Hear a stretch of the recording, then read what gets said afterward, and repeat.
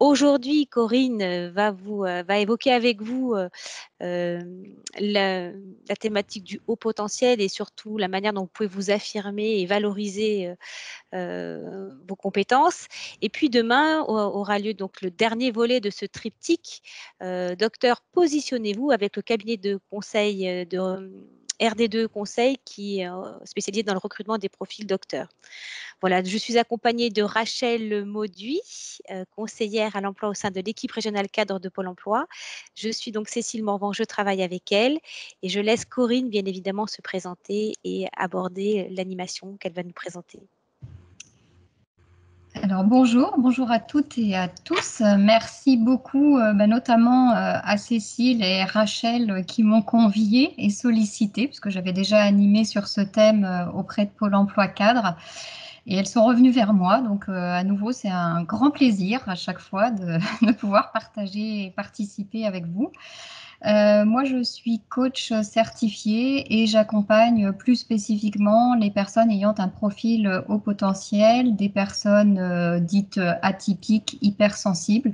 Donc, bien entendu, coach certifié, je suis formée au coaching, mais j'ai ajouté dans ma panoplie des outils qui sont très aidants pour pouvoir accompagner ces profils-là. Notamment la régulation émotionnelle, puisque les émotions sont bien mises en jeu quand on est haut potentiel, la PNL et d'autres outils comme cela. Alors, je vais partager mon écran. Voilà. Et puis, donc, je vais vous proposer cette séance à l'aide de ce diaporama qui fait un support et sentez-vous à l'aise pour poser vos questions au fil de l'eau comme ça vous a été proposé tout à l'heure. Au travers de cette présentation, pour moi, l'objectif, il est triple. Dans un premier temps, bien entendu, c'est de vous présenter ce qu'on appelle le haut potentiel, qu'est-ce que c'est, et de donner l'information la plus complète et la plus juste possible. Il y a un deuxième objectif qui est aussi de pouvoir vous apporter un éclairage entre les similitudes qui peuvent exister entre les caractéristiques du haut potentiel et puis les compétences que vous avez, vous, en tant que doctorant ou docteur, et que j'ai pu mettre en lumière en préparant cette conférence. C'était très intéressant. Moi, on dit couramment qu'il y a 3% de personnes au potentiel dans la population. Ça n'engage que moi, mais je fais le pari que c'est nettement plus dans tous les cursus de hautes écoles, dans les hautes fonctions managériales et de dirigeants. Et au travers de ce que j'ai pu découvrir dans vos compétences, profil docteur, doctorant, je fais aussi ce pari que vraiment vous êtes plus nombreux que 3%, que cette représentation est plus grande. Peut-être, il n'y a pas de chiffre là-dessus, peut-être que ça peut être un sujet pour certains d'entre vous qui voudraient s'y pencher et mener des études là-dessus. En tout cas, ça serait très intéressant. Et puis évidemment, troisième objectif, c'est aussi d'ouvrir la conscience pour ceux qui connaissent un petit peu ou pas beaucoup le sujet ou qui sentent qu'il y a quelque chose derrière ça qui les concerne. Pouvoir ouvrir la conscience et surtout le champ des possibles pour pouvoir continuer à travailler le sujet et en faire une vraie ressource dans à la fois votre carrière mais aussi votre vie privée. Alors, on ne peut pas faire vraiment de sondage en direct, mais si vous le voulez, je vous propose au travers du chat de pouvoir partager si déjà c'est un sujet que vous connaissez un peu ou beaucoup, ou est-ce que vous le découvrez et cette présentation est l'occasion pour vous d'aller à la découverte de quelque chose de nouveau. Ça peut être intéressant de recueillir vos avis là-dessus. Alors, ce que je vous propose pour cette heure-là, c'est 3 parties, assez classiques pour ça. Une première partie un peu dense, étoffée sur ce qu'est être un profil au potentiel, parce que pour aller plus loin, il faut déjà savoir de quoi on parle. On verra aussi quelles sont les incidences que ça peut avoir dans la vie professionnelle. Et puis, bien entendu, ce qui était aussi l'objet, c'est comment on peut valoriser, utiliser ces caractéristiques, ces ressources dans le monde du travail. Alors, avant de rentrer dans le détail des caractéristiques du haut potentiel, il y a quelques diapos qui concernent une forme d'introduction et notamment quelles sont les idées reçues qui sont malheureusement encore très présentes aujourd'hui autour du haut potentiel. C'est une notion qui est quand même assez récente, qui est apparue dans les années 70-80, notamment par Jean-Charles Terrassier, entre autres, qui a fait un important travail sur ce sujet du haut potentiel. Et depuis, voilà, il y a quelques étiquettes et images qui collent, notamment être haut potentiel, c'est être plus intelligent que les autres. Alors certes, il y a une part d'intelligence, hein, il y a une cognition qui est différente, mais ça n'est pas que ça, loin de là. Les hauts potentiels sont des gens scientifiques, matheux, qui ont fait des brillantes études, qui réussissent tous. Ce sont des hommes, parce qu'on pense à Einstein, on pense à Mozart. Hein, il y a ces clichés-là c'est pas que des clichés, parce que c'est une réalité, bien sûr. Mais ce sont ces images-là qui perdurent. Quand on est au potentiel, bah, on est plutôt dans un milieu aisé, peut-être même, on pourrait dire, bobo. Puis surtout, on a une chance énorme parce qu'on a ce don-là. En fait, la réalité, elle est bien différente, elle est tout autre. Hein, quand on le vit vraiment en direct, c'est pas d'être plus intelligent, mais on dit c'est une forme d'intelligence différente, c'est une façon différente d'être au monde. Et je vais détailler ce que j'entends par là. Bien sûr, on peut travailler et avoir des passions dans tous les domaines et pas que dans le domaine scientifique. Pour vous citer simplement quelques exemples, j'ai écrit les artistes. Madonna, par exemple, a passé son bilan et publie le résultat de son test et son QI. Amy Winehouse, Mika, enfin voilà, il y a des peintres. Dans les politiques, Bill et Hillary Clinton avaient publié aussi leurs résultats, notre président actuel. On a des écrivains, voilà, ça revêt toutes sortes de réalités. C'est pas que des études brillantes, parce qu'aujourd'hui, les chiffres disent que parmi les collégiens et lycéens, 50% de ceux qui sont diagnostiqués au potentiel n'atteignent pas le bac, parce qu'il peut y avoir des troubles 10 qui viennent s'associer à ça, parce que le modèle scolaire aujourd'hui ne correspond pas au mode de fonctionnement des hauts potentiels. Donc c'est difficile à vivre, il peut y avoir de la phobie scolaire, etc. Donc ça n'est pas que de la réussite brillante, loin de là. Pas que des lignes droites toutes tracées. Hein. Chez les gens que j'accompagne, il y a des parcours qui peuvent être aussi chaotiques, avec des ruptures et des renouveaux. Bien entendu, on sait aujourd'hui qu'il y a autant d'hommes que de femmes. Les femmes sont plus discrètes, on les repérait moins, et c'est pour ça qu'on avait cette impression que c'était plutôt les hommes. Tous les milieux sociaux sont concernés. Il y a des associations qui se mettent en place maintenant pour aller, j'allais dire, à la recherche, mais en tout cas détecter des profils au potentiel dans les zones plus défavorisées. Et par exemple, pour ne citer que celui-là, Rodolphe Nourieff, célèbre danseur, a vécu son enfance du temps de Staline et il y avait à peine une pomme de terre pour manger chaque jour quand il était enfant. Néanmoins, il a réussi à sortir de ce milieu-là. Et donc, ça n'est pas un don qui tombe du ciel, c'est héréditaire. Hein. On est à peu près tous d'accord dans le milieu pour s'entendre là-dessus, parce que les recherches et les études le montrent. Donc, c'est une question de chance ou de pas, je ne sais pas comment on le dit, mais en tout cas, c'est pas du hasard et ça tombe pas du ciel. Il y a au moins un des deux parents, pardon, qui est aussi au potentiel. Pour compléter, alors oui. Pardon, excuse-moi. Il y a, alors je n'ai pas le prénom, mais WS qui fait une remarque, qui propose une réflexion, qui dit que la définition d'une personne au potentiel lui semble très subjective. Alors, à la fois c'est subjectif, mais ça repose quand même sur de la connaissance et sur des données. On sait maintenant ce qu'est le haut potentiel et on peut arriver à en donner une définition. On ne trouve pas très facilement dans la littérature, c'est pour ça que moi, de la même façon, je n'ai pas mis une définition dans ma présentation. On peut en trouver chez notamment, par exemple, Jeanne Fachin, Christelle Petit-Colin, des psychologues ou des chercheurs qui ont travaillé sur le sujet. Il n'y a pas forcément une définition unanime et commune à tout le monde. Donc c'est pas. Alors peut-être que ça répond au côté, c'est un peu subjectif. En tout cas, il y a quand même une réalité scientifique derrière maintenant.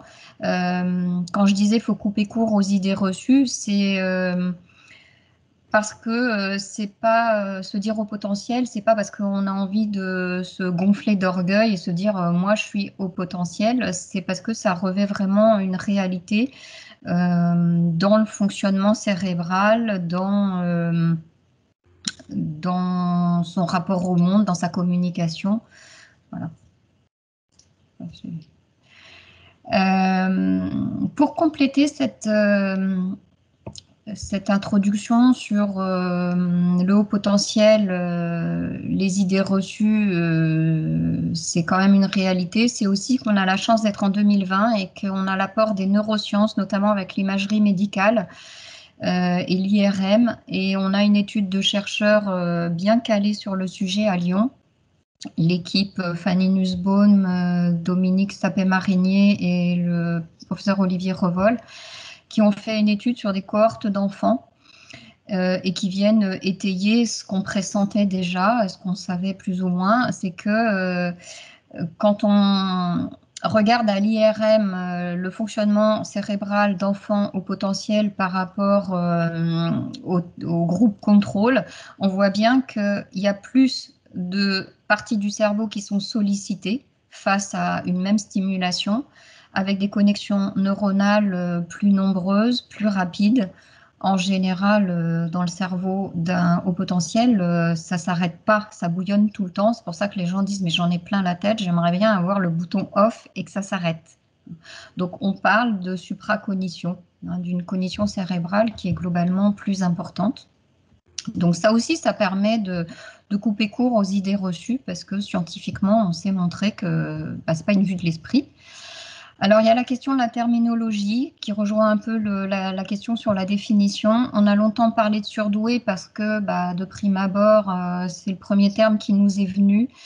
Moi, je vous invite vraiment à bannir ce terme-là et surtout dans le milieu des chercheurs, puisque ce terme-là, il connote beaucoup le côté image scientifique, matheux, masculin. Et ce n'est pas vraiment la réalité du haut potentiel aujourd'hui. Donc, il y a tout un tas d'autres termes qui sont utilisés, qui ont été développés au fil du temps. Les zèbres, qu'on doit à Jeanne Fachin, la surefficience mentale, Christelle Petit-Colin, sont des psychologues. Pour les enfants, on parle d'enfants intellectuellement précoces. Les API, atypiques personnes en intelligence émotionnelle. On parle aussi de neuroatypiques comparé aux neurotypiques, si on peut dire comme ça. Et puis l'équipe lyonnaise que j'ai citée tout à l'heure a sorti un livre il y a à peu près 2 ans et utilise le terme de phylocognitif. Cette intervention, elle parle de haut potentiel. Moi, c'est le terme que j'utilise le plus couramment. Je parle parfois aussi de douance. J'ai envie de dire, de toute façon, il n'y a pas un terme qui soit idéal et qui corresponde complètement à toute la réalité. L'essentiel, c'est d'être bien OK avec ce qu'on utilise et savoir ce que ça recouvre. Corinne, nous avons une question d'Alexandre Maman sur l'aspect génétique. Donc, il renvoie à ce que vous évoquiez un petit peu plus tôt. Est-ce que l'aspect génétique est un facteur parmi d'autres facteurs environnementaux ou bien est-ce entièrement génétique, comme certaines maladies héréditaires par exemple? Alors, je pense qu'on a encore de l'avenir devant nous qui pourra nous apporter plus d'informations.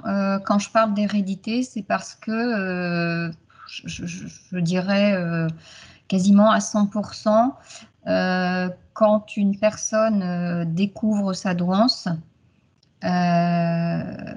en général, en creusant le sujet, elle s'aperçoit qu'il y a son père ou sa mère aussi. Et c'est surtout vrai chez les enfants aujourd'hui qui passent les bilans, parce qu'on en a davantage besoin par rapport au cursus scolaire. Quand les parents vont chercher les résultats, discutent avec les neuropsys, ils reçoivent comme un miroir. Ils se disent, mais en fait, c'est pas de mon enfant, mais c'est de moi qu'elle est en train de parler. Il y a toujours un des deux parents au moins qui se reconnaît là-dedans. Donc, le facteur génétique, je ne saurais pas vous dire précisément lequel c'est, mais c'est un fait établi que de toute façon, ça se transmet et que ce n'est pas quelque chose qui tombe là comme ça, j'allais dire un peu comme un cheveu sur la soupe. Le haut potentiel va s'exprimer plus ou moins en fonction effectivement de l'environnement dans lequel on est. Si on a un environnement facilitant, parce qu'on a la possibilité de faire des études, parce qu'on a la possibilité d'être accompagné, accueilli dans ses émotions, dans sa façon d'être, on va pouvoir s'exprimer. Sinon, on verra, c'est une des caractéristiques du haut potentiel, on va s'adapter, voire se suradapter à l'environnement dans lequel on est, et puis plutôt se cantonner au minimum plutôt que de pouvoir exprimer son potentiel. Est-ce que ça va? Je poursuis? Merci Corinne. Alors, j'ai mis aussi dans cette phase un peu introductive la notion du bilan, parce que de toute façon, quand on parle de haut potentiel, à un moment donné, la question se pose. Vous qui êtes plutôt scientifique, vous devez reconnaître ce qu'on appelle la courbe de Gauss, hein, et vous voyez que sous la cloche, en bleu clair, vous avez 68%, donc un peu plus des 2/3 de la population, qui se trouve avec un QI, hein, ce qui est en bas, c'est le QI, c'est entre 85 et 115, c'est les 2/3 de la population. Et on parle de haut potentiel à partir du moment où on a un QI de 130. Ça revêt 2-3%, voire plus de la population. Et on parle de très haut potentiel intellectuel à partir d'un QI de 145. Et là, le pourcentage chute considérablement. Donc, ces bilans psychométriques, ils sont réalisés en cabinet par des psychologues, neuropsychologues. C'est plusieurs exercices successifs qui mesurent différents paramètres de compréhension, d'attention, de linguistique. Et puis tout ça est noté, on en fait une moyenne et ça donne le fameux QI. Donc voilà, pour présenter succinctement, on pourrait passer quasiment 1 heure sur la question du bilan, mais ce n'est pas le sujet là aujourd'hui, simplement pour dire que ça existe. C'est une façon, à un moment ou à un autre, de pouvoir statuer sur je suis ou pas au potentiel, est-ce que je rentre dans cette catégorie de personnes ou pas. Ça n'est pas non plus un incontournable parce que moi j'accompagne des personnes ou je renseigne des gens qui creusent un peu ce sujet-là, qui sont en questionnement. Quand on lit la littérature ou qu'on va sur Internet et qu'on comprend ce qu'est le haut potentiel, rien qu'à la lecture, on peut savoir si on est ou pas au potentiel. Et pour certaines personnes, ça suffit. Le bilan n'apportera rien de plus. Et d'autres ont besoin d'aller jusque-là, que ce soit concret, factuel, de poser des mots et un chiffre. Donc ça, c'est propre à chacun. Alors voilà, je rentre plus dans le détail sur ces caractéristiques spécifiques du haut potentiel qui sont classées en 3 catégories. Donc première catégorie de caractéristiques, ce qu'on appelle les caractéristiques cognitives, donc ce qui relève de la cognition et donc du fonctionnement cérébral. La première, qui est vraiment très très significative, c'est ce qu'on appelle la pensée en arborescence. C'est le côté droit, l'hémisphère droit du cerveau qui amène cette arborescence-là, qui fonctionne de cette façon. Le cerveau gauche ayant une pensée qu'on dit séquentielle. Donc, l'image que je vous ai mise sur la diapo, elle illustre bien ça. C'est que quand on a plutôt un cerveau gauche, il n'y a rien de péjoratif, hein, je tiens à préciser dans tous mes propos, il n'y a pas de jugement, c'est bien, c'est mieux d'être au potentiel ou pas, cerveau gauche, cerveau droit, simplement c'est une façon de nommer les choses. Quand on est plutôt avec un mode de pensée séquentiel, on va pouvoir très facilement établir un sommaire pour faire un rapport quelconque. Quand on a un cerveau qui pense en arborescence, ça va être le schéma que vous avez à droite. C'est-à-dire qu'une image, un son, une pensée va amener tout un tas d'autres pensée et image. Et donc, ça foisonne. Et de là, vous imaginez la complexité que ça peut être pour avoir à organiser et ordonner des pensées. C'est pas du tout la même façon de faire. Ce cerveau haut potentiel, il a aussi ce qu'on appelle une pensée fulgurante. Ça, c'est lié aussi à la connexion neuronale plus nombreuse et plus intense. Hein. Ça va très vite. Et souvent, c'est ce qu'on appelle aussi un peu l'eureka. Ça y est, je sais, sans forcément pouvoir faire le cheminement et savoir d'où ça vient, mais je sais, j'ai l'idée, je sais que c'est comme ça et j'ai la réponse. D'où aussi la difficulté en milieu scolaire parce qu'on demande de démontrer un résultat. L'élève au potentiel, il a le résultat, mais il ne sait pas comment il y a accédé. Une très très grande capacité de mémoire. J'accompagne en ce moment une dame qui travaille dans le secteur médical, donc il y a des rendez-vous toute la journée. Elle me dit, je n'ai pas d'agenda, je connais mes rendez-vous, je n'ai pas besoin de noter. Donc voilà, ça illustre cette capacité de mémoire sur les événements. Voilà. Capacité d'abstraction, ça veut dire capacité à s'extraire, à prendre de la hauteur, à faire des liens avec des événements passés ou de domaines différents de ce qu'on est en train de traiter ou d'aborder. Recherche de complexité dans le sens où tout ce qui est trop simple finalement n'est pas forcément compris. Il faut qu'il y ait de la complexité. Et dans les études, entre autres, quel que soit le niveau d'études, quand on veut adapter pour les hauts potentiels, en général, on va partir de quelque chose de complexe et on va ramener vers la simplicité. Alors que de façon classique, et en milieu scolaire, on va plutôt dire, on part du plus simple et puis après, on ajoute et on va vers le plus difficile, le plus complexe. L'imagination, bien sûr, créativité, intuition, vision, tout ça, c'est lié aussi au fonctionnement du cerveau droit et à la pensée en arborescence. Et ce qui est très repérable, je l'ai mis parce que bien sûr vous êtes adulte, mais ça peut vous renvoyer aussi à votre parcours d'enfant. Les enfants au potentiel, pas systématiquement, mais très souvent, font une acquisition spontanée de la lecture, ou en tout cas apprennent à lire très vite. Tout d'un coup, font l'acquisition de la parole. Et c'est pas, il n'y a pas de babillage d'enfant, c'est direct des phrases construites avec des mots et du vocabulaire. Tout ça, ce sont des signes qui peuvent faire penser au potentiel. Corinne, Donc, on a oui, Fulbert qui a 2 questions pour vous. oui. La première, c'est est-ce que le leadership est une caractéristique du haut potentiel? Et la deuxième, c'est il semble que les personnes à très haut potentiel sont souvent fermées sur elles-mêmes, qu'elles sont moins sociables. Est-ce vrai?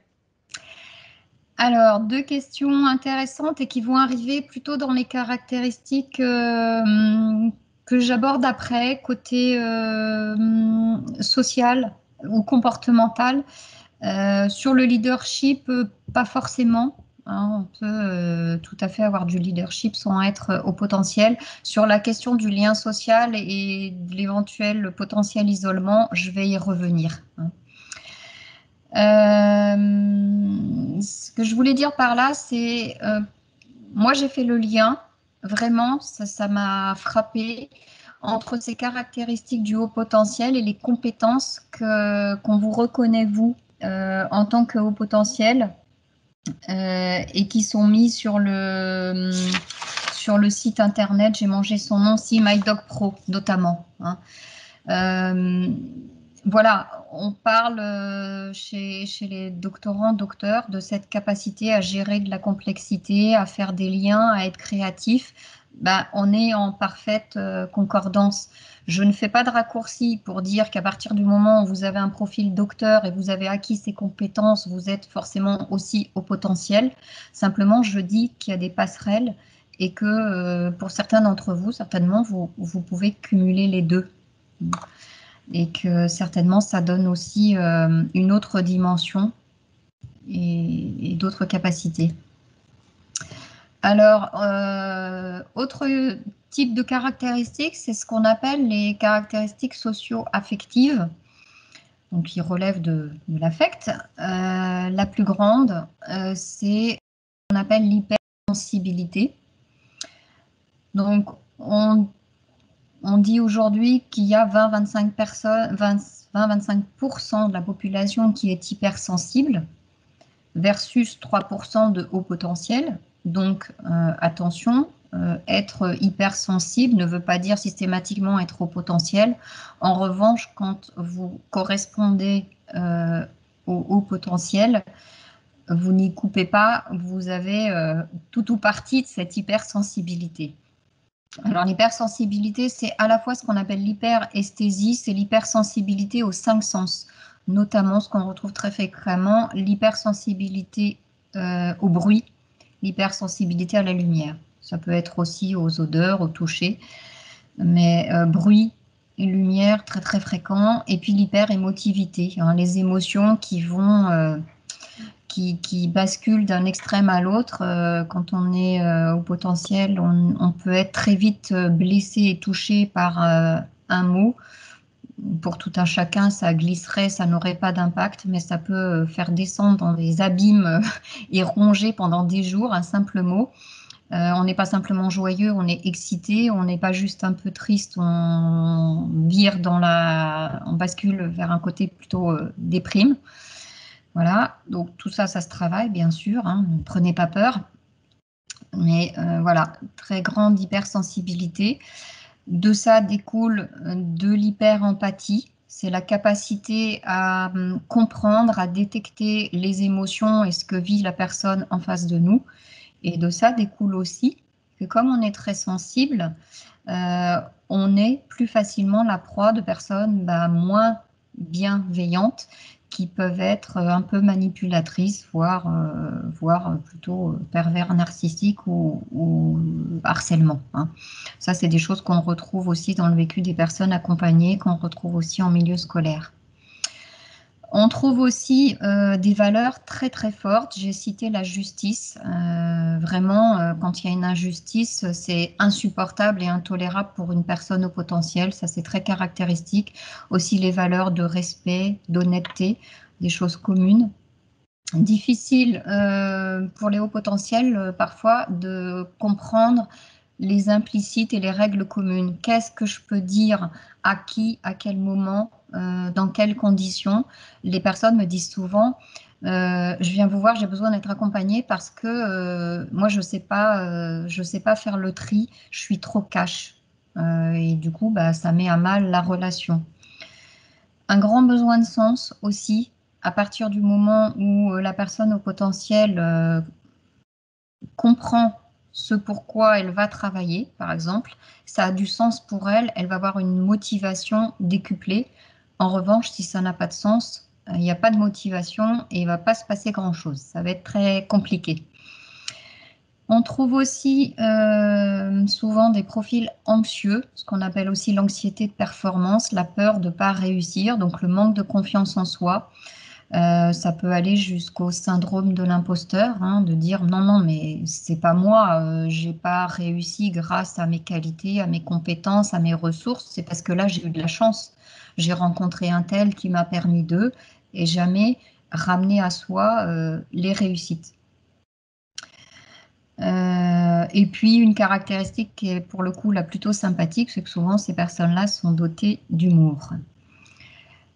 Et puis enfin, des caractéristiques qu'on dit comportementales, comment ça se traduit dans les faits et gestes. J'ai évoqué tout à l'heure la notion d'adaptation, voire de suradaptation. Comme le haut potentiel, c'est une façon d'être différente au monde, due à toutes ces caractéristiques-là, puisque c'est 3% de personnes qui fonctionnent différemment parmi 97 autres pourcents. Pour pouvoir être accueilli, se fondre dans la masse, on s'adapte. Et pour pouvoir rester, tant bien que mal, en lien avec ses collègues et avec son entourage. Ce qui peut provoquer souvent un sentiment de décalage à force de s'adapter et de ne pas être soi et de se sentir différent des autres, on peut s'isoler. Donc c'est un peu la réponse à la question de tout à l'heure. Oui, parfois ces gens-là vont donner une impression de froideur, d'hyper-contrôle, d'être dans leur bulle isolée. Ça cache derrière des gens qui peuvent être très très empathiques et très fragiles, mais qui se sont construits une carapace pour se protéger. parce qu'ils se sentent différents, parce qu'ils ont peur, hein, peur d'être démasqués dans leur syndrome de l'imposteur, peur d'être mis en cause, peur d'être blessés par telle ou telle remarque. Et donc, on peut avoir cette extrême froideur et isolement. Il peut y avoir aussi de l'ennui. Pourquoi? Parce que le cerveau va vite, parce qu'il y a une capacité de compréhension, de réactivité qui fait que on a vite fait le tour de la question et très vite on s'ennuie et il nous faut des choses nouvelles et plus complexes. Et puis la question aussi du papillonnage, soit parce que anxiété de performance, on a peur de ne pas y arriver, donc on s'éparpille dans tout un tas d'autres choses, soit parce que au contraire, on est très curieux, on s'intéresse à tout et on a du mal à se focaliser sur la tâche qui nous est demandée. Et un côté aussi souvent très perfectionniste, donc on peut faire confiance au profil, au potentiel, en général, des livres du bon travail. Donc, voilà pour cette première partie qui présentait ce qu'est le haut potentiel et ses caractéristiques. Moi, je vois pas là, j'ai pas accès au chat. Est-ce qu'il y a des réactions par rapport à la question que j'avais posée? Est-ce que les gens connaissent déjà ou par rapport à ce que j'ai présenté? Alors Corinne, au démarrage de ton animation, 75% des personnes qui ont répondu à ta question déclaraient qu'elles ne connaissaient pas cette thématique-là. Alors ce serait maintenant intéressant de voir si Oui, ça résonne en eux suite à cette première présentation de caractéristiques. ouais, tout à fait. Ouais, ça serait très intéressant. Et peut-être pour apporter un éclairage supplémentaire, souvent, et notamment chez les femmes, il y a du déni. Non, mais pas moi. Moi, je suis pas intelligente et je suis pas au potentiel. La question du haut potentiel, c'est, comme je l'ai dit, c'est pas tant l'intelligence, c'est plutôt par rapport à tout ce que j'ai décrit quand on coche.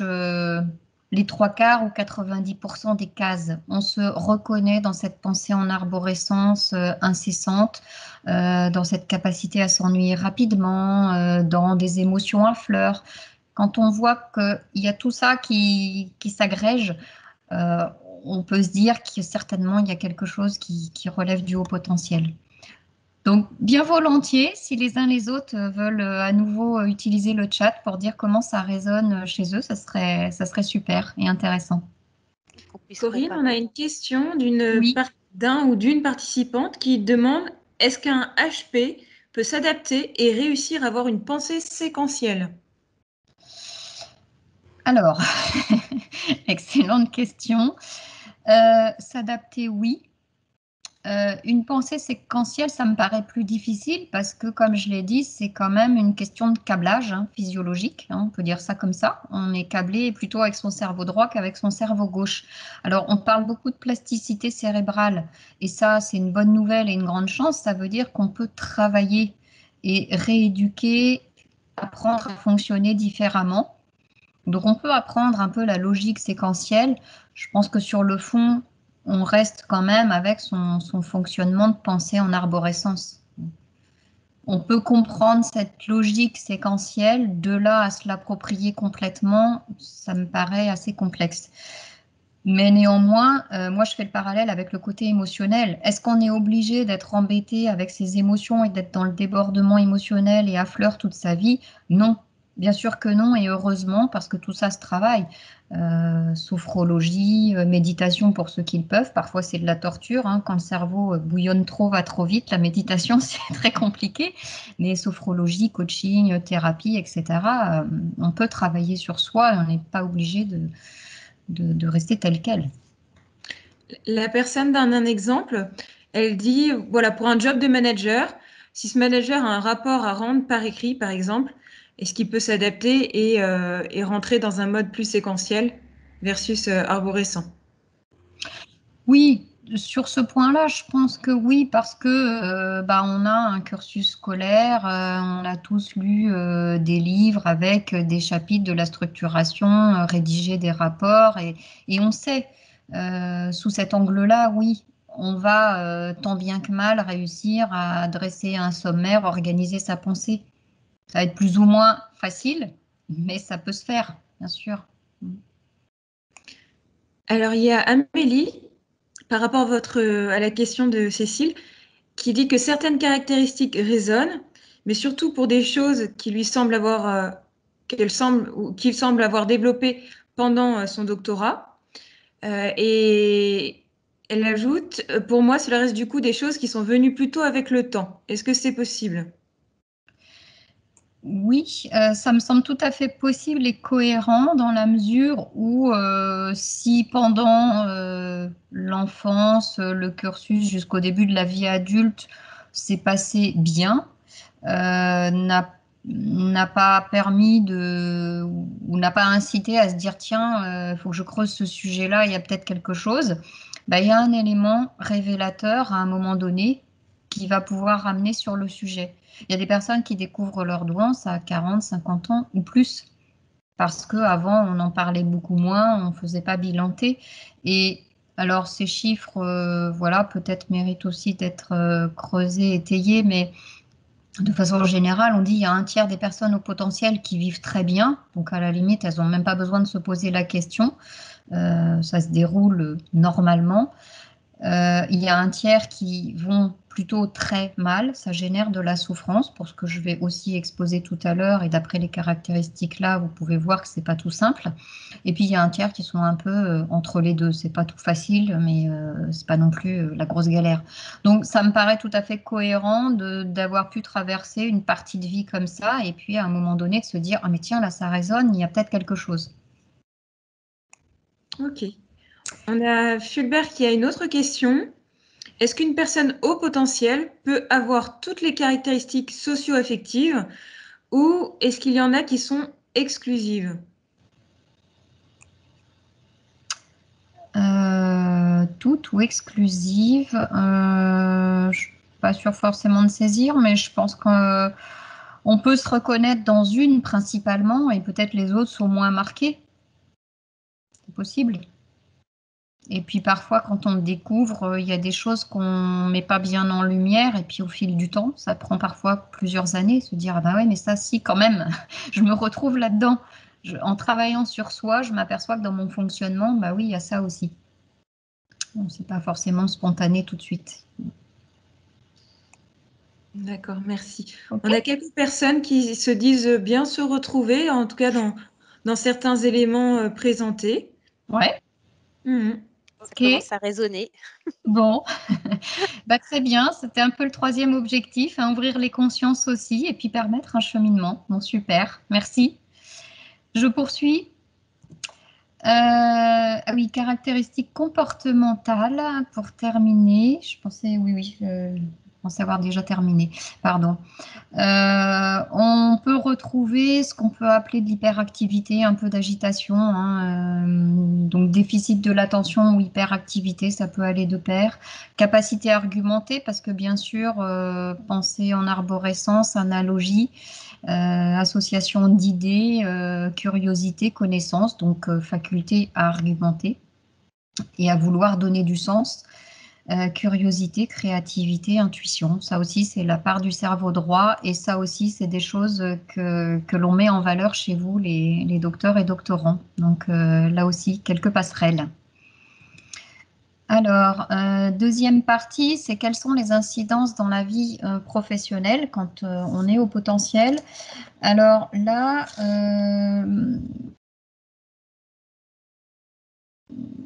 il y a deux postures qui peuvent être prises dans la vie professionnelle. Ça va être les incidences que vous allez pouvoir avoir, vous, personnellement, en tant que docteur, chercheur, membre d'une équipe. Et puis, ça va être aussi les incidences qu'il peut y avoir quand vous vous retrouvez manager. Donc, comment, en tant que manager, je suis sensible à ce sujet-là et je vais pouvoir reconnaître dans mon équipe des profils au potentiel, pouvoir soit les recruter, soit les identifier et surtout bien les accompagner. Donc, il y a ces deux versants-là. Et puis, vous pouvez cumuler les deux, être vous-même au potentiel et manager et accompagner ce genre de profil. Alors évidemment, il y a le côté verre à moitié vide et verre à moitié plein. Donc, verre à moitié vide, c'est plutôt le côté difficulté. Ça peut générer un certain nombre de difficultés. Donc, c'est pas forcément très réjouissant. Mon propos n'est pas de saper le moral de tout le monde, on n'en a pas besoin dans le contexte, mais c'est plutôt de donner une information juste et de ne pas se voiler la face. Une des choses les plus difficiles, certainement, c'est combattre l'ennui. Moi, j'en rencontre souvent. Et c'est là aussi où on parle de profil atypique. Ben, j'ai fait 2, 3, 4 entreprises en quelques années, parfois quelques mois, et je m'ennuie déjà. J'ai fait le tour de la question, comment je fais? Et quand cet ennui est vraiment trop fort, on arrive à de l'épuisement et donc ce qu'on appelle du bore-out. On peut rencontrer des difficultés de motivation pour ce que j'ai évoqué tout à l'heure, parce qu'il n'y a pas assez de sens, parce que ça peut paraître trop compliqué ou au contraire trop facile. Donc, difficulté à se mobiliser en avance pour remplir sa mission. On peut retrouver du manque de confiance en soi, malgré tout le cursus que vous avez pu faire jusque-là et atteindre, malgré les expériences, ne pas croire en soi et vivre ce syndrome de l'imposteur. Donc moi, peut-être aussi à travers le chat, quand j'ai préparé cette slide-là, je me suis vraiment posé la question par rapport au bore-out, parce que parmi les personnes que je peux connaître et dans mon entourage ou accompagner, en fonction des profils, bien sûr, ok, bore-out, mais par rapport à vous, profil docteur, qui avez des postes généralement quand même assez complets et complexes, est-ce que ça recouvre aussi une réalité? Est-ce qu'il est possible de souffrir d'ennui? Je me suis vraiment posé la question, donc si certains ont une expérience par rapport à ça, se reconnaissent dans le haut potentiel et l'ont déjà vécu et peuvent apporter un petit témoignage, voilà, volontiers, n'hésitez pas, ça viendra enrichir. En attendant que les personnes s'expriment si elles le souhaitent, on a Alexandre qui pose une nouvelle question sur la caractéristique socio-affective de besoin de sens. Cette caractéristique, visiblement, le surprend. Et il demande si elle n'est pas commune à tous. Les hauts potentiels auraient alors une manière différente de chercher du sens. Alors j'imagine que c'est sous forme interrogative, Alexandre, que vous avez indiqué ça. Voilà. Si je comprends en tout cas, c'est cette recherche de sens. Est-ce que c'est pas un besoin qu'on partage tous? Et peut-être que la différence des hauts potentiels, c'est qu'il a une manière d'aborder différemment cette question-là. J'interprète. Hein. Oui, alors merci, c'est intéressant parce que bien sûr, là, c'est très focalisé au potentiel. Ce que j'ai peut-être pas dit, c'est qu'avant d'être au potentiel, on est tous des êtres humains. Hein, donc, bien sûr que cette quête de sens, elle est plus ou moins présente chez tout un chacun. Chez le haut potentiel, ce qui fait la différence, c'est que tout est exacerbé et tout est dans les extrêmes. Donc, s'il y a un besoin de sens, ça va vraiment être un besoin de sens très fort. S'il y a une émotion, ça va être une émotion très forte. Ça passe par des extrêmes, c'est exacerbé. Et une personne au potentiel qui ne trouve pas de sens à ce qu'on lui demande, je vous souhaite bon courage. Alors, sauf si elle s'adapte et se suradapte, elle va le faire quand même. Mais ça ne va pas correspondre à une compréhension chez elle et nourrir des valeurs. Et c'est comme ça qu'arrive l'épuisement. Voilà. Merci. Alors, par rapport à votre question sur l'ennui, oui. Il y a une personne qui a répondu, Amélie. Elle dit que pour elle, c'est surtout l'après-thèse qui a généré ces difficultés en passant d'un quotidien chargé et stimulant à rien.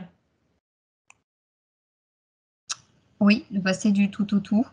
Ça peut être un déclencheur aussi, une prise de conscience de ce besoin d'être occupé et nourri. Et ce que je peux comprendre aussi chez les profils docteurs où il y a tout le temps de la recherche, du travail. Merci pour ce témoignage. Merci. C'était plus un témoignage qu'une question? Oui, c'était plus un partage de vécu. Oui, ok. Merci. Alors, ce qui peut être complexe aussi, c'est le côté relationnel. À la fois parce que la personne au potentiel va avoir du mal à se sentir bien comprise et donc se sentir en décalage, mais aussi parce qu'elle n'arrive pas à comprendre les autres. Et donc, je citais l'exemple de personnes qui me disent, mais moi, je n'ai pas de filtre et je suis cash, je dis les choses comme ça. Ça peut être aussi lié à cette part d'intuition, de créativité, de personnes qui vont avoir l'idée, se dire, mais tiens, c'est comme ça qu'il faut réorganiser le service, c'est comme ça qu'il faut faire dans ce projet, mais qui vont pas arriver à expliquer vraiment le pourquoi du comment, mais elles savent comment il faut faire. Elles vont avoir du mal à le dire en y mettant les formes. Souvent, cette idée va être rejetée ou prise comme saugrenue et plusieurs personnes, mais moi je l'ai vécu aussi quelques années après, et ben, on reprend contact avec l'organisation si on l'a quitté ou alors avec ses collègues et on s'aperçoit que finalement, c'est ça qui est mis en œuvre. Pour illustrer ce côté relationnel difficile et parce que aussi les émotions sont très prégnantes. Donc, comme je disais, une moindre remarque peut être très blessante pour la personne hypersensible au potentiel et c'est compliqué de maintenir le lien, de nourrir la relation. Et puis l'hypersensibilité au bruit, à la lumière, bien sûr, hein, comme je disais, qui aussi peuvent rendre le quotidien complexe. Et puis, ça résonne aussi avec les valeurs, hein, besoin d'autonomie, besoin de liberté. Des personnes au potentiel, certaines y arrivent très bien, mais en général, si elles se trouvent en poste dans des structures très pyramidales, très hiérarchisées, très procédurières, il y a un moment, ça grippe parce que c'est des personnes qui ont des capacités, qui ont des idées, qui ont de la créativité, et quand il faut être trop bridé par la hiérarchie ou par des procédures, ça finit par coincer. Risque de dispersion, c'est en lien avec le papillonnage que j'évoquais tout à l'heure. Recherche de complexité aussi, hein, quand c'est trop facile ou trop évident, ça ne nourrit pas, c'est ennuyeux. Et puis la dernière des choses, eh bien, j'ai commencé par le bore-out, je termine par l'épuisement physique qui est le burn-out. Parce qu'une personne au potentiel qui est un peu travaillomane, perfectionniste, hyperactive, va avoir souvent du mal à se poser des limites. Parce qu'elle a aussi ce côté passionné, si ça fait sens pour elle et qu'elle est passionnée, elle va y aller à fond sans pouvoir se poser de limites. Et ça peut aller jusqu'à cet extrême. D'où vigilance pour soi et vigilance aussi pour les autres. Donc, en fonction de ce qu'on rencontre, pour terminer avec cette partie difficulté, on peut avoir des difficultés relationnelles, des difficultés liées au contenu du travail, au sens de la mission, difficultés aussi parfois avec ce côté harcèlement. En tout cas, crescendo, petit à petit, on va vers du burn-out, du bore-out et ça peut être la rupture. Et des ruptures qui sont parfois douloureuses et définitives, c'est vraiment du vécu. Moi, j'ai à peu près les 2/3 des personnes que j'accompagne, personnes au potentiel, qui sont passées déjà par un ou plusieurs burn-out. Donc, c'est une vraie réalité. Les chiffres sont bien moindres sur l'ensemble de la population. Heureusement, il y a quand même le côté plus sympa, c'est que ce haut potentiel, il permet quand même cette puissance d'esprit, cette rapidité de compréhension, capacité et puissance de travail, qualité d'exécution, notamment via le perfectionnisme, de la réactivité. Donc, il y a un côté très efficace chez les profils haut potentiel et c'est une vraie force pour l'équipe et l'entreprise qui accueille un profil haut potentiel. Et puis, il y a aussi ce qu'on appelle le côté très intense, par l'intensité de la pensée, l'intuition, la créativité, pensée disruptive, divergente. Cette soif aussi d'apprendre, de découvrir, de toujours aller vers de la nouveauté, c'est une vraie richesse. Et capacité d'engagement, encore une fois, quand ça fait le sens, hein, et motivation et force décuplées. Donc, ce haut potentiel, bien sûr, il peut être un peu compliqué à vivre, il faut être vigilant, mais c'est aussi une chance et une richesse. Donc, par rapport à ça, en fonction du positionnement que vous aurez, soit pour vous, soit dans vos équipes, d'être attentif à ça pour éviter les écueils. Et puis, troisième partie, comment on peut valoriser son potentiel dans le monde du travail. Alors d'abord, il y a la recherche de poste. La recherche de poste, c'est quand on est plutôt chez soi ou en démarche de réseau et qu'on construit son CV. Bien entendu, ça va de soi, mais on n'affiche pas sur un CV je suis au potentiel. Hein, je force le trait, je caricature, mais c'est pas parce qu'on se reconnaît ou qu'on a passé un bilan qu'il faut l'afficher haut en couleur. Il faut plutôt, ce qui est vrai pour tout un chacun, mettre en visibilité toutes ses compétences et ses expériences et aller rechercher ce qui correspond à l'annonce. Et par rapport à ces rendez-vous de l'emploi et cette recherche de faire coïncider le monde des docteurs avec le monde de l'entreprise, il faut surtout aller valoriser toutes vos expériences en management, en gestion de projet, qui sont des choses que l'entreprise va rechercher. Être concret, s'appuyer sur des faits concrets et puis, j'ai envie de dire, simplifier le CV, faire ressortir l'essentiel dans le sens où on peut avoir tendance à vouloir trop en mettre et s'éparpiller quand on a un profil au potentiel et arriver à faire le tri des données et se recentrer vraiment sur l'essentiel. Quand on est en phase d'entretien, là aussi, c'est pareil, on n'arrive pas en entretien en disant vous savez, moi je suis au potentiel. Hein, c'est toujours caricatural quand je le dis, mais parce que c'est des questions qui se posent. Est-ce que j'en parle? Est-ce que je le dis? Et à quel moment? Dans toute cette partie amont de recherche d'emploi, pour moi, ça n'engage que moi, mais il est préférable de garder ça pour soi, de travailler sur la connaissance de soi, de dire quels sont mes points forts et qu'est-ce que je peux valoriser, sans nommer précisément le haut potentiel. Donc, quand je dis parler de ses besoins, c'est en entretien, dire vous savez, moi, je sais qu'à certains moments, quand vraiment il faut que je me concentre pour travailler sur l'établissement d'un budget ou un rapport, j'ai besoin de pouvoir m'isoler. Ça, c'est quoi? C'est traduction en langage au potentiel. Je suis hypersensible au bruit. Donc, si vous me laissez dans de l'open space ou avec des portes de bureau ouvertes où j'ai pas la possibilité de m'isoler, au bout d'un moment, je vais imploser. Mais voilà, ça se dit de manière positive en disant j'ai besoin à un certain moment de pouvoir me concentrer. Et ça peut être très valorisant pour le recruteur de dire voilà un candidat qui se connaît et qui sait comment de quoi il a besoin et comment il travaille. Bien sûr, mettre en avant les expériences qui font sens et qui rassurent. Hein. Vous pouvez là mettre en avant votre côté empathique, capacité d'écoute. Voilà, j'ai accompagné une équipe projet, j'ai eu une difficulté avec telle personne pour telle raison, j'ai su me mettre à son écoute, etc. Voilà, donc s'appuyer sur ses points forts et être positif.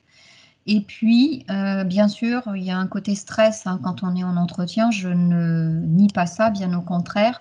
J'invite à apprendre à écouter sa boussole intérieure parce que les émotions et les besoins sont vraiment ce qui nous guide. Qui évite d'être dans l'adaptation et la suradaptation. Donc, si vous sentez que cet environnement-là, ça coince en vous, ces personnes-là, cette luminosité, ce contexte, etc., posez-vous les questions. S'il y a une réalité économique derrière, vous avez vraiment besoin de ce poste, eh bien ok, mais faites-le en conscience. Parfois, dès le départ, on a ce côté intuitif en tant que haut potentiel de dire mais ça ne va pas le faire ici. Il faut peut-être mieux savoir discerner ça, écouter ce qu'on ressent à l'intérieur pour éviter 6 mois, 1 an, 2 ans plus tard, une rupture complexe et difficile et un parcours douloureux. Voilà. Et puis, quand on est en poste, je vous ai proposé cette image-là parce que c'est cet animal-là, il a ses grandes oreilles et ses yeux, il est en observation. Et je pense que quand on arrive dans un poste, qu'on se sait au potentiel, une des premières choses, c'est pareil, c'est pas d'aller dire attendez, moi j'arrive, je suis au potentiel, capacité de travail, créativité, machin, empathie. Bien sûr que non, mais c'est surtout d'observer et d'être à l'écoute pour comprendre dans quel environnement vous arrivez, quels sont les collègues, les interlocuteurs avec qui vous allez pouvoir commencer à parler et puis après, au fil du temps, pouvoir nouer des alliances. J'ai eu aussi des témoignages de personnes qui ont dit je suis allée trop vite dans cette phase d'intégration et de démarrage parce que j'avais les capacités, j'avais l'expérience et je me suis mis pas mal de personnes à dos. Donc, prenez votre temps, hein, je préconise plutôt ça, prendre son temps, observer, et après, pouvoir nouer des alliances, savoir, on ne peut pas plaire à tout le monde de toute façon. Parfois, c'est le travers du côté empathique, vouloir sauver le monde, bien faire. Non, il y a des atomes crochus avec telle ou telle personne et pas avec d'autres. Il faut aussi, par rapport à ce que j'évoquais, syndrome de l'imposteur et manque de confiance en soi, bien sûr, croire en soi et bannir tout ce qui relève de la comparaison. On est tous uniques, on a chacun nos forces, nos atouts, chacun nos points de fragilité. Il n'y a pas de raison, hein, vous avez forcément les vôtres. Il faut développer et cultiver cette bienveillance dont on parle beaucoup, mais qui est vraiment importante, être bienveillant envers soi, bien se traiter, faire taire le critique intérieur, et puis être bienveillant envers les autres aussi. Pour éviter l'isolement, bien sûr, ça suppose de travailler sur soi pour bien se connaître, être à l'aise avec sa façon de communiquer, avec ses émotions, mais c'est aussi une façon de pouvoir rester en lien avec les autres. Apprendre à poser des limites, hein, donc ça, soit on sait le faire tout seul, soit il faut être accompagné, mais c'est mieux de le faire avant d'arriver complètement à l'épuisement, si vous en sentez les premiers signes. Si vous voyez, vous percevez qu'il y a des personnes dites toxiques, éloignez-vous, protégez-vous. Et ça, c'est vrai aussi pour tout le monde, mais il n'y a pas de recette miracle par rapport à ça. Et encore une fois, accueille, écoute tes émotions et des besoins. Donc, voilà, on est à peu près dans les temps, donc ça va nous permettre de peut-être prendre, j'ai une ou deux diapos en forme de conclusion, si vous voulez, et peut-être avant s'il y a des questions ou des réactions. Alors, on a Lucie qui nous fait part de sa difficulté à se positionner. Elle dit « J'ai l'impression de me reconnaître, mais avoir surtout l'impression d'avoir travaillé tout au long de ma vie contre ces caractéristiques, le doute, le manque de confiance en soi, l'organisation des idées. Aussi, je me dis que je ne dois pas être HP, car même si je me reconnais dans les caractéristiques, je ne sais pas si elles sont plus développées chez moi que la moyenne ou non. » Et sa question, c'est « Est-ce le fameux syndrome de l'imposteur ou juste que je ne le suis pas ? Comment savoir ? Je trouve ça difficile. » Oui, oui, bien sûr, c'est légitime toutes ces questions-là. À partir du moment où on commence à s'interroger, c'est qu'il y a quand même quelque chose. Première réaction, hein, moi j'ai envie de dire ça. Et comment savoir? Tout simplement, ça mérite de creuser le sujet si vous en avez envie, bien sûr, hein, il faut être prêt à ça. Et c'est pas forcément quelque chose qui arrive comme ça, comme un éclair, et ça peut prendre un petit peu de temps. Donc, comme je le disais tout à l'heure, ça peut être de chercher de l'information, de lire, de vous informer. J'ai cité deux référentes psychologues, Jeanne Siofachin qui a écrit Trop intelligent pour être heureux, hein, si peut-être ça peut être mis dans le chat. Hein. Christelle Petit-Colin, Je pense trop, ou Je pense mieux, dans sa version plus moderne. C'est vraiment deux grandes références de bouquins qui permettent de continuer à réfléchir sur le sujet et de se rendre compte si on colle à 90% ou à 5%, hein, pour être aussi dans les extrêmes. Il y a des blogs, il y a des sites internet, hein, Alexandra Reynaud avec Les Tribulations d'un petit zèbre, c'est fait pour les enfants, mais on trouve énormément de choses, y compris pour les adultes, donc ça permet de continuer à réfléchir sur le sujet. je peux aussi répondre à des questions soit par mail, soit par LinkedIn, peu importe, hein. Mais c'est un cheminement. Et comme je le disais, souvent il y a quand même une part de déni où non, c'est pas possible, c'est pas moi. Parce que c'est comme si presque c'était mal de se reconnaître dans ce profil-là, parce que c'est un peu l'image d'une élite, de gens à part. Non, je peux pas faire partie de ce groupe-là. Mais il n'y a pas que des Mozart, des Einstein et des présidents de la République ou autres. Il y a aussi les gens de la vie courante qui le sont et qui vivent avec et puis qui apportent leur pierre à l'édifice.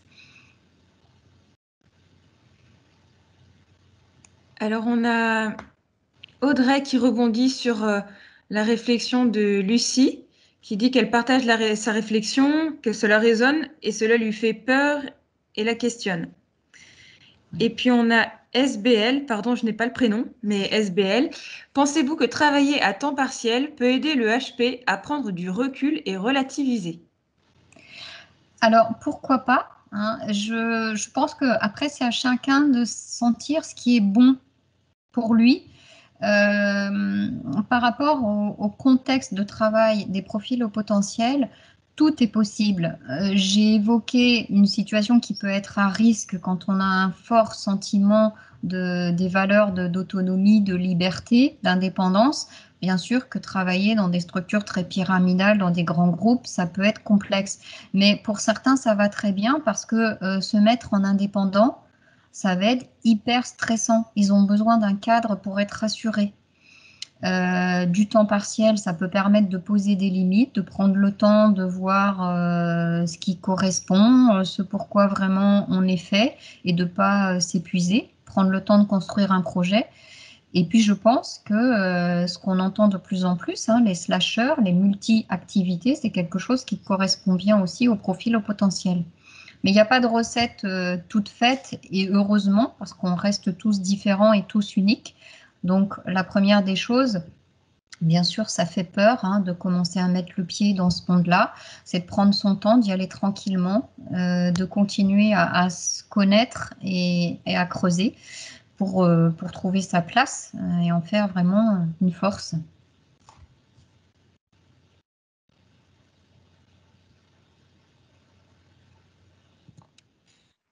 Donc, ce que j'avais envie de vous dire en guise de conclusion, c'est qu'en fait, cette présentation, on l'a intitulée Au potentiel, affirmez-vous, mais plus je la préparais et plus je me disais, mais on aurait pu aussi dire au potentiel et docteur égale un duo de choc.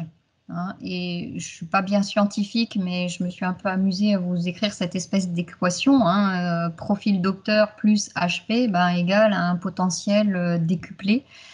Parce qu'il me semble que vraiment, il y a quand même des parallèles et des ponts qui peuvent se faire. Et je pense que ça donne des ressources vraiment exponentielles pour les structures dans lesquelles vous allez travailler, que ce soit dans le domaine de la recherche ou dans l'entreprise. Ça vient se cumuler, s'ajouter et se nourrir les uns les autres. J'entendais ça m'amène des doutes, des questions, j'ai peur. Moi, on m'a transmis des chiffres, j'ai étudié un peu ça aussi. On m'a dit 300 000 docteurs, 75 000 doctorants. Ok, d'accord, 375 000 actuellement. Si on prend 3% de haut potentiel dans la population, ça ferait 11 250 profils au potentiel dans le monde des docteurs. Moi, je suis partie de l'hypothèse que vous êtes surreprésenté. Et donc, si c'est entre 5 et 10%, ça veut dire que vous êtes peut-être entre 20 et 30, 35 000 profils au potentiel dans cette profession-là. Donc, vous pouvez aussi vous rencontrer et peut-être par le biais d'associations, d'anciens, etc. Tout ça pour vous dire, mais bien sûr, ça peut faire peur, mais vous n'êtes pas seul. Et si vous sentez ce sentiment de peur et d'isolement, n'hésitez pas à vous entourer si besoin est. Hein. Donc, Pour certains, ça peut être de la thérapie, pour d'autres, ça peut être de l'accompagnement, du coaching, peu importe. Mais ne restez pas seul, parce que je pense que c'est la pire des choses de rester dans son coin et de nourrir les cogitations, les doutes, les inquiétudes.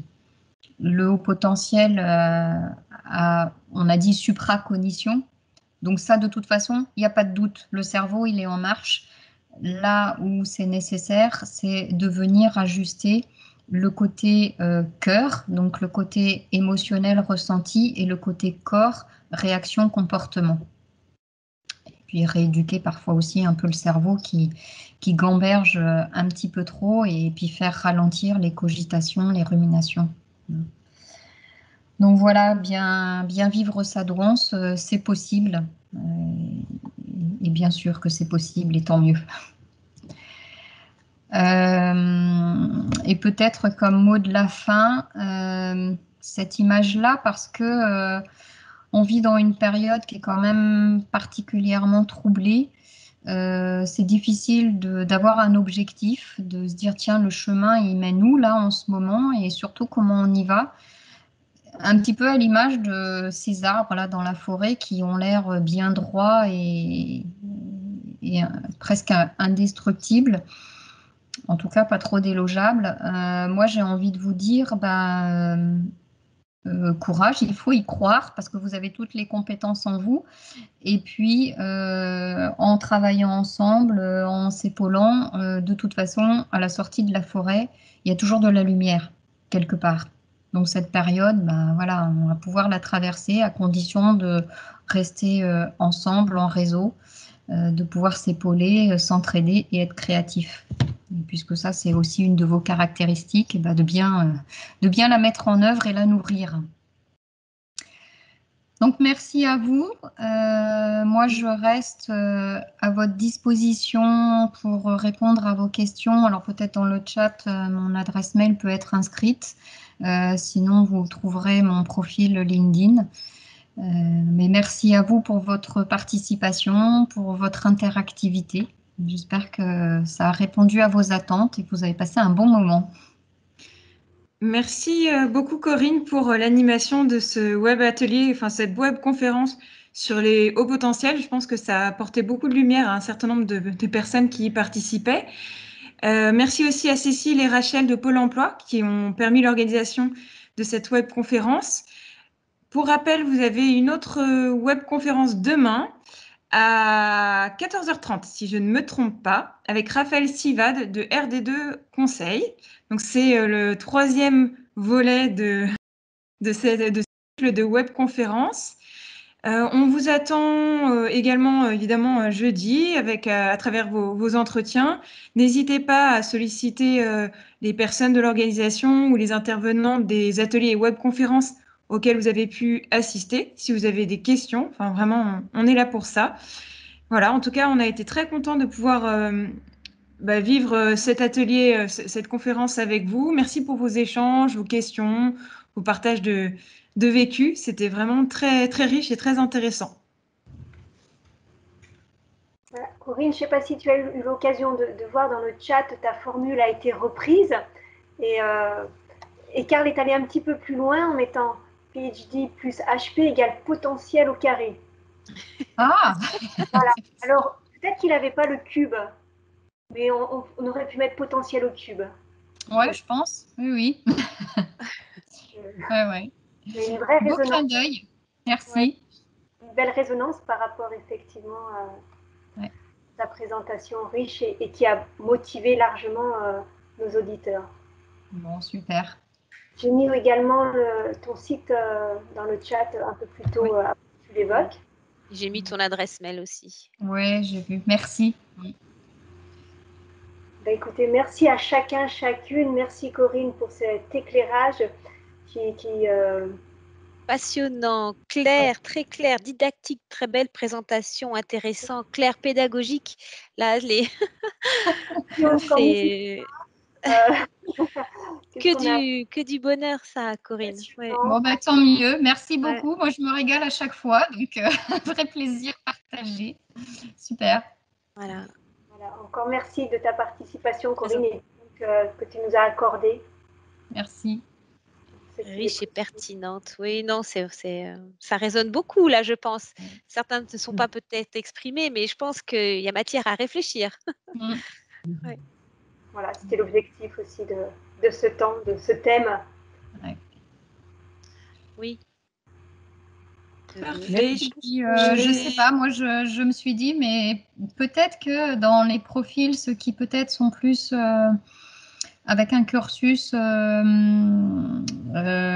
psychologie, il y a peut-être des sujets d'études à mener avec l'équipe de chercheurs lyonnaises ou avec les cabinets de psy, je ne sais pas de quelle façon, mais je pense qu'il y a vraiment des choses à creuser là sur la représentation dans tel ou tel cursus, sur les difficultés rencontrées dans le monde professionnel, voilà, pour pouvoir étoffer tous ces propos que j'ai évoqués, mais dont une part vient de l'expérience, bien sûr, mais ne relève pas d'études plus proprement dites, quoi. Je vais clôturer l'enregistrement. Je pense que l'essentiel a été dit, ce qui n'empêche pas de poursuivre après si vous souhaitez les échanges. Pour ma part, je vais devoir vous quitter parce que j'ai un autre engagement juste après. Un grand merci encore Corinne, Cécile et Rachel. Avec Puis plaisir. merci à chacun des participants et participantes et à très bientôt. Merci Oriane. Merci. Au revoir, Au revoir. Oriane. Au revoir, merci beaucoup. Au revoir, Véronique.